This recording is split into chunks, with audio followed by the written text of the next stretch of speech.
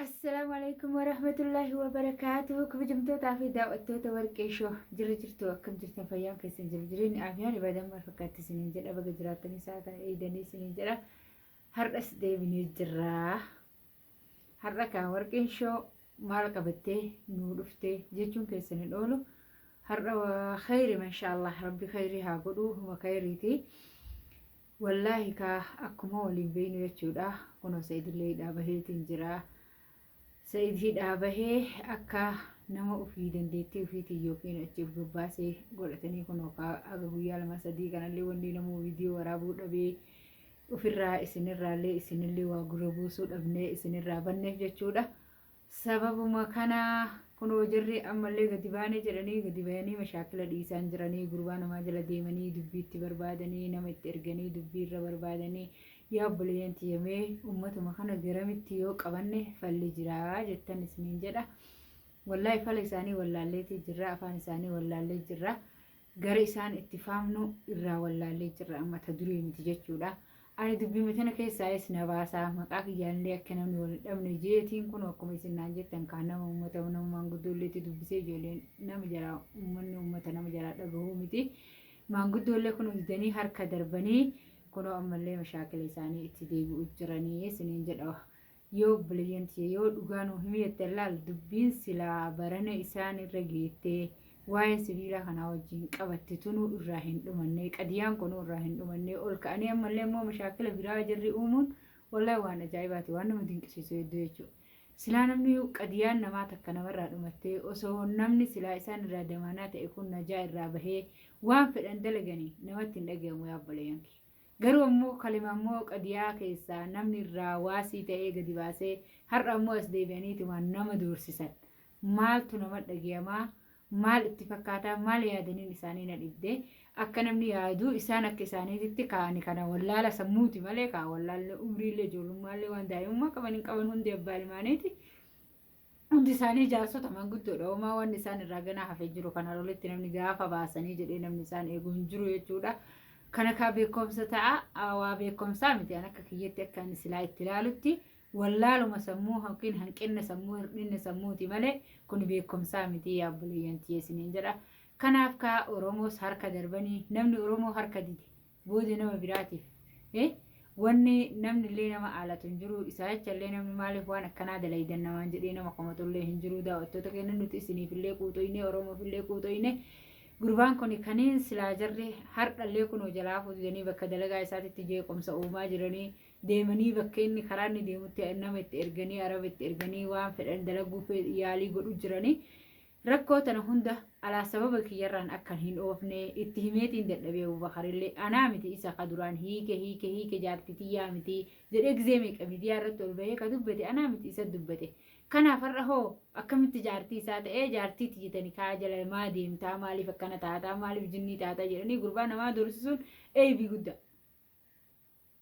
Jaartitiyyaa miti isa ka jedhanis karaas jaartii isaatii miti gurbaa namaa irraa gadi bu'ii siin jedha Abubakar. Anaa miti gaafa san miidiyaa irratti ol baatee akka silaashee shiriyaatittu mallaqa kiyyanaan kennine maharii kiyyanaan kennine nikaa waraqaa kiyyanaan kennine nabira dhustee sihii kenaan hin jenne akka silaashee shari'aan islaamaa qabutti jechuudha. Badhee dhaabattee miidiyaa irratti baatee tama hiike maqaa warqee shoo jaarsisiitii miti jettanii nayyaamina ka jechaa turte saniiti har'a afaan kamiin as deebitee jaartii tiyya malii akkamitti jaartii ta'e har'aan. Akkamitti jaartii ta'e sirraa fokkata wallahi sirraan bareedu anallee maqaan hin arrabsiisin obboleessa kiyyaan durallee sitti mee ammallee simatti marra deebi'eeti anaaf jecha anaan sababdee nama tokko ilmoo dhiiraa takkaan akka waliin dhabneen siin jedha. Yoo kana dhageettu taate silaa naman dhageettu Abubakar sitti hime dhaabbadhu waan sa'id si godhu jiru rabbi isaa naqattoo isaatiin malee socho'uu hin dandeettu. Rabbitu nama gaangee masaku si godhe ati masakama namaatiin jala deemtaa jecha namaatiin olii gad dhaabbatta obboleessa kiyya tasgabbaayii siin jedha. Waan akkanaa kana ofirraa sheexaan ofirraa naarii ofirraa dhaabii jaartitiyyaa miti jettee kalaasan jaartiteetii miti. Kanaaf abbaa fedhe hojii yoo deemean abbaa fedhe hojii yoo wanna jedhee wanni si dakalu hin jiru jechuu barbaadeeti. Kanaaf jaartitiyyaa miti maqaanuu maqama isiitiinuu akka jaartii Abubakar hin jedhina jettee bara obboleessa gizee meeqarra deebitee Abubakar si irraa fadhin seenaan inni irraa fadhu qabxii si qabaddeetiin jira. Kanaaf obboleessa kiyya kabajaa yoo taate hanga silaa namni wal kabajee jirraa warroonni si jala deddeemanii harakaata godhanii akkana godhaa siin jedhan kuni homata akkasiin godhan. Sa'iid gaaf durii ati hidhamtee haga ati mana hidhaa san keessatti cinqamtu namni tokko kasirraa bakka bu'ee sirraa cinqamu hin jiru.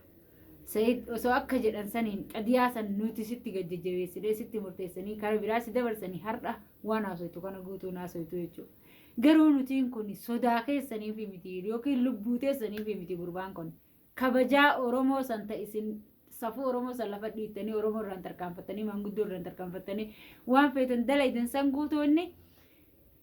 aqlii qabaachuu sammuun isin taruudha malee isin sodaa miti. Namni silaa kalee mana hidhaa keessaa gabbahee borumtaa san gabbahee hin dhaadatu nama namaaf keerii yaadutti jirutti. Abubakar rabbi si cufeeti rabbiin sirraa haa banu ifa rabbi isinii haa godhu rabbiin isin jalaa haa banu ulaa isinitti cufee ulaa badii malee khayrii isin jalaa dho'isi tana rabbiin khayrii isin jalaa banee ulaa khayrii san rabbi isin agarsiisu isiniin jedha obboleeyyan tiyya dogoggora guddaa irra jirtanii irraa deebi'aa ofiillee dogoggortanii namallee dogoggorsiisinaatii gadhaabbadhaa wanni isin dalaydan kun isinii hin ta'u karaan isin deemaa jirtan kun isin adeemsisu shabalee orootuuf har'a diina keessan hin taane. Ilmoo Oromooti akka isin Oromooti innillee Oromoodha dhiiga keessanii taa'a isinitti mee gurbaa namaarraa gadi gurbaa namaarraa gabbu'aa isiniin jechuu barbaada. Kanaaf yaa obboleeyyan kiyya shabalee orootuu kun yoo rabbiif haqa dubbanne wallaahi alcaziim ani wanni inni narraa qabu takka hin jirtu yaa obboleeyyan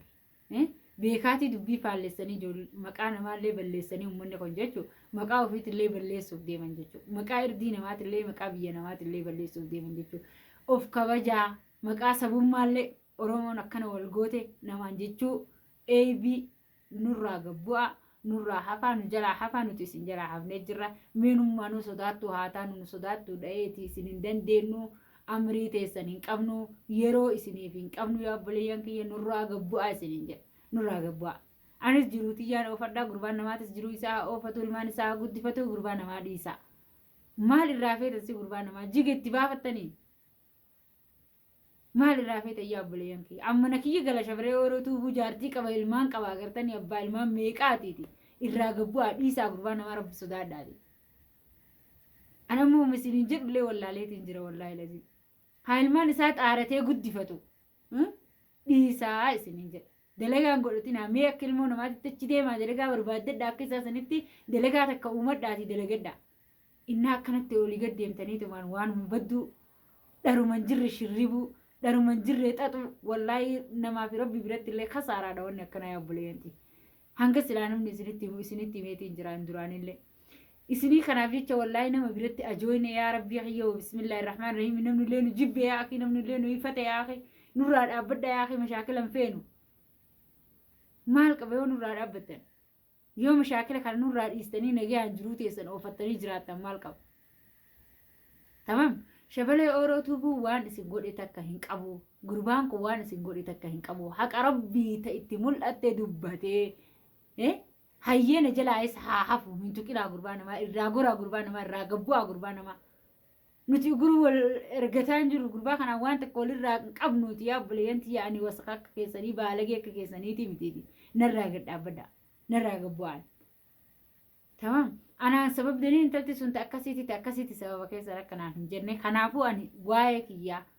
irraa narraa bu'aa waa'ee kiyyaa haasa miidiyaa irratti illee waa'ee kiyyaa gurri akka aannan dhageenyaan.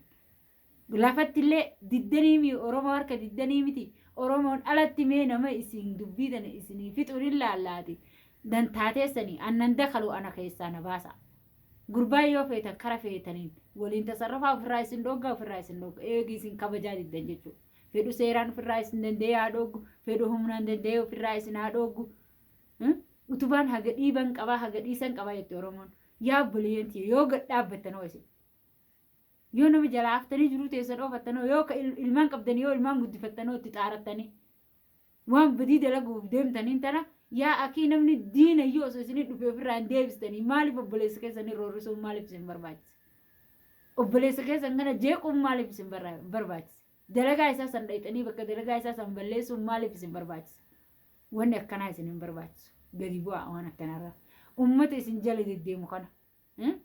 warra abdii hawwiituuq قد عبدو عبدي جزء دبتك كسيم يا عبدي جزء دبتك كسيم يا عبدي سكابجي سكابجي سكابجي سكابجي كوجا فرا على فخيته عبدي تاي وان سكابجي عبدي حافي دبيتي نتنا كيسا باي أتي نمانو دبيتي نتنا كيسا باي عندني أتو دبي نما سينتي لله كنترتادي نمافنا مول نياتش سودي مجرتادي أنا انت لديغا نغوتني مكانا بلي سودي مجرتادي عبدي دبيتي نتنا كيسا باي تمام باي دبيتي نتنا كيسا سنجل دبيتي نتنا كيسا هم باي جنان باي بلي سربي والحاكمانيو kabajaan kun taala abba qunxa deebisaa gizee meeqarra deebi'ee mammaa kee sitti mee har'a ijoolleen tun kalee cinqii san keessaa ajaa san keessaa gadi bayani laaboo taa'aa akhi wayitachi jiran namni nuti oromoo nutti warwaattuufi jechaa fi nyaataa dhugaatii wajji nyaannetu nu quutesse malee akka isaniin sodaatanii maalii ta'anii jinnii ta'anii jettan kan namni dachii wal jalaan maruu yaabboleeyyanti yaa kabajaa wal sodaata malee ulfinna wal sodaata malee namni dhuubee wal dhugun jiru. tokko ka dhuubee wal dhugun jiru yaa obboleeyyanti osoo teettanii irra isinii bareedana fakkaatte wallahi foolattanii taa'uu diddanii kabajaa diddaniiti harakaan isin gootan kun guriinuu isiniin gahu osoo kiyyaa gatteetta itti maa isinillee daawwattoota kiyya isinillee mataa dhukkubsinee jirra yoo nurraa qabbanoo itti hafuura fudhannaa jenneetiin nu gad callisnu gadi nama hin callisiisan an keessattuu dubbii tana keessaa na baasaa maqaa kiyyaan Abubakar maqaa kiyyaan gabbaatee nama tokko maqaan kaasin nama tokko waan takkan jedhini tamam namni nama jibbi tokko numa jibba khalaas maqaa kiyyaan nama tokko waan takkan jedhini an sitti meetiin jira ofillee kabaji anallee kabaji ni gaya ani ka qilleensarratti ol baatee namni jaartii ofii agarsiisu hunda akkas hin jedhuun osoo hamtuu fedhe ansi godhe osoo ani badduu fedhe taate wanni ati na goote cittoon gaalan goone jette Oromoon ani isin irraafadhu ati isin irraafatin qabadhu taa'e mallaqa kiyya Oromoon illee si gaafatte as bahii takka kabajaan dhiifama naa godhuu naan jedhe takka afaan lallaayxanii waan lallaayxanii nama duuba deemtanii haasoytan kan ofirraa dhiisiti tamam mallaqa kiyya naa fidi negee naa kan obboleessa dubbii teessan tana keessaa na baasaa dubbii teessan keessaa na baasaa nama sababa kiyya dhufee khayrii isin jeddutti dubbatee isin hamtutti jijjiirtanii har'a diina godhattanii kun isaaf sibiila qabatee fiigu kun isaaf sibiila qabatee fiigu hayyee kalee akkas jettanii gad isin baase wallaahi osoo gurbaan kun gad isin baasuu baate osoo inni silaawan jechuu baate ayyi damaanaan takka ka isin achi gabbaastu hin jirtu kanan beeytanii mire of kabajaa gattaa of kabajaa gattaa of rarraaftanii wallaahi of rarraaftanii gaafa funyoon sun isinirraa cittee lafa dhooytan warri har'a isin harkisee isiniin dhaabbatu kun isin jalaa kukkufee lafa dhooytan isiniif hin malle akka lafa jala tartanii lafa dhooytanii gattaa ammallee ani sumaan qaladha an sodaattu haa ta'u an gadhee haa ta'u namni maqaa baduurra dhama baduu wayya itti Oromoon kifaayaa kalaas ni gaya maaliin dubbii godhaa ooluun maal isin barbaachisa moo dubbii godhuun maaliif isin barbaachisa